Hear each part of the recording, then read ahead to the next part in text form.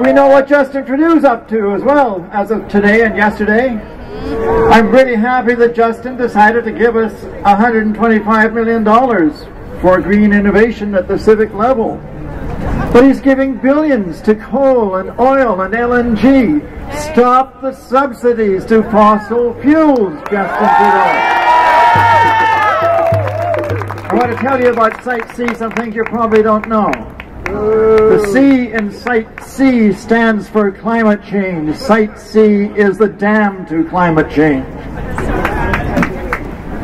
Site C is designed for LNG. It is not designed for domestic use. And as a matter of fact, Metro Vancouver and my city in Richmond and others have objected to the development of Site C and using us as an excuse for destroying an incredible valley. Yeah. What we've done in Metro Vancouver is we've started energy alternatives, and this is going to be the positive part of my presentation.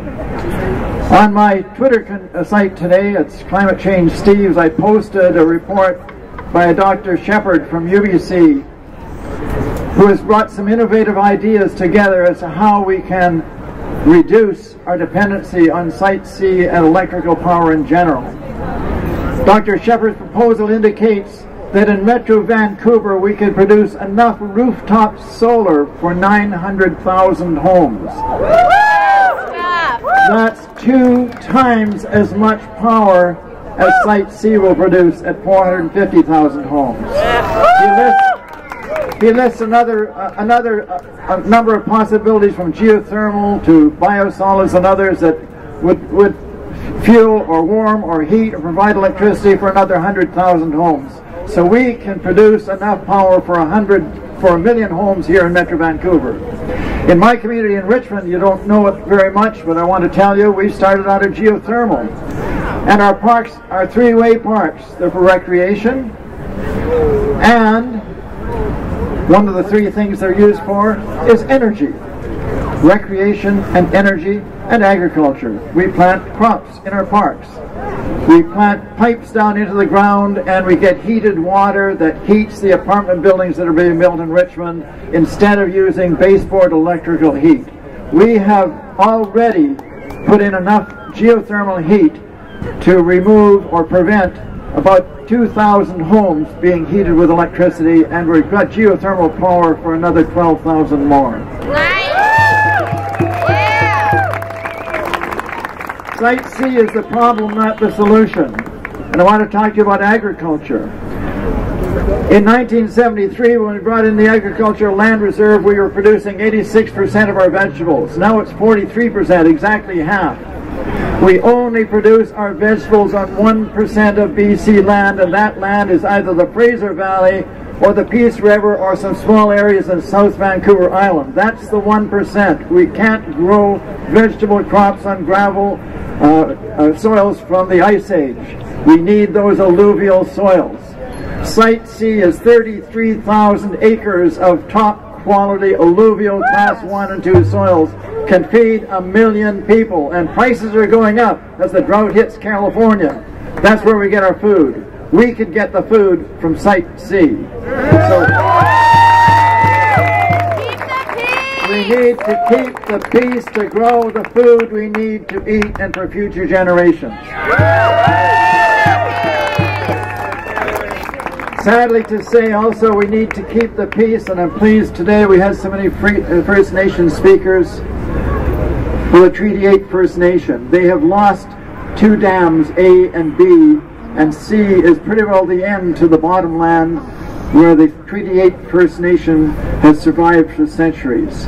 They have seen their treaty rights smashed in the courts this week, and the Trudeau government has not stepped in to restore their treaty rights. Shame! It's a total shame breaking the treaty with Treaty 8. Well, Christy Clark says that Site C now will be for producing LNG. And LNG is a transition fuel. That's what they call it. Well, there's no transition. I want to tell you a little bit about the LNG that will be produced by Site C. It's the same as coal when you add on a number of things. When Site C, or if Site C floods the Peace River, it destroys 30,000 acres of land that is trees and farmland that sequesters carbon dioxide from the atmosphere, about 50,000 tons a year. Once you flood that, instead of sequestering CO2, it releases CO2. So it adds to the net greenhouse gases instead of removing greenhouse gases. So that's one of the things that the LNG has to hold, the sequestering loss from Site C. Then there's the food security loss that I mentioned, the loss of food production, and the Treaty 8 First Nations loss. And then the LNG is produced from fracked natural gas, and about 12% of the natural gas is released in the fracking process and goes off and produces methane, another greenhouse gas. Add that in.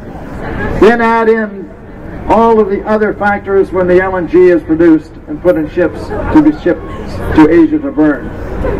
In the end result, the greenhouse gases produced by LNG is not a transitional type of fuel. It produces just as much or more greenhouse gases when you add all those things in as coal or oil. It is not a transition. It is simply replacing one greenhouse gas producing fuel with another. And I'll give you an example.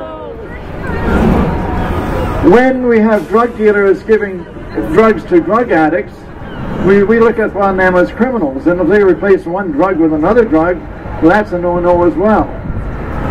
Well, what we're doing is exactly the same as what the drug dealers do. We're shipping our coal and our oil to Asia to burn, and because those are polluting greenhouse gas types of fuels, we're now going to replace the drug of coal and oil with a drug of LNG. So effectively what we are in British Columbia, we are the drug dealers of climate change. Think about it. That's exactly what we're doing. It should be just as illegal to sell the greenhouse gas drug to Asia as it would be to sell a drug to an addict here in British Columbia. Finally, I want to say a couple of words about the economy.